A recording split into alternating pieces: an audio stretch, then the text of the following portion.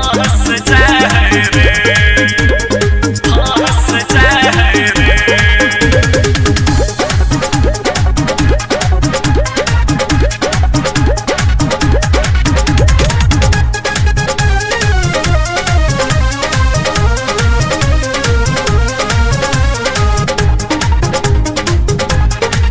चाहे पढ़े खातिर कोचिंग सब बहस जाए रे, चाहे पढ़े खातिर कोचिंग सब बहस जाए रे।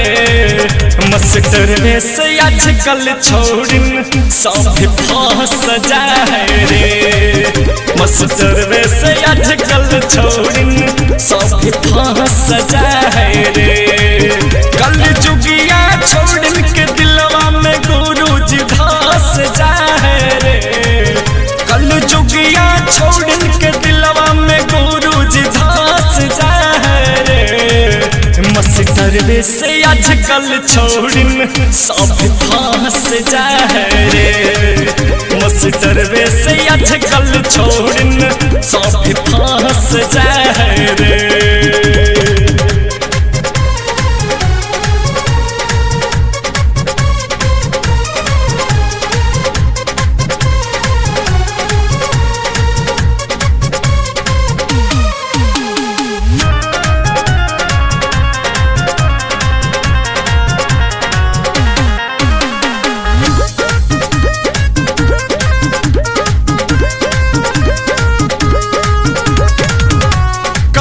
खींचे मारह सरज के माइंड हो जाए पूरे, एक चुम्मा में उनकर फीस हो जाए माफुरे, फीस हो जाए माफुरे। कौन खींचे मारह सरज के माइंड हो जाए पूरे, एक चुम्मा में उनकर फीस हो जाए माफुरे।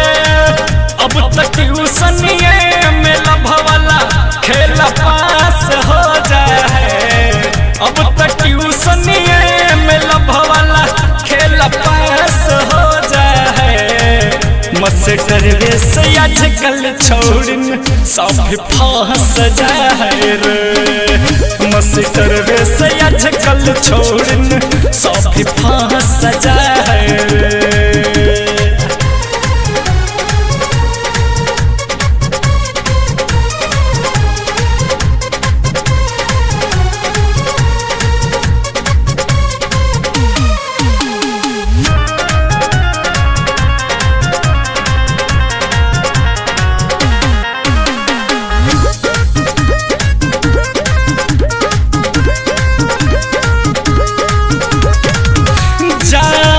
छोड़ी कौज कोचिंग में पढ़ाई रे, गुरुजी से मांगे दर्द दिलवा के दवाई रे, दिलवा के दवाई रे। चाहक छोड़ी कौज कोचिंग में पढ़ाई रे, गुरुजी से मांगे दर्द दिलवा के दवाई रे।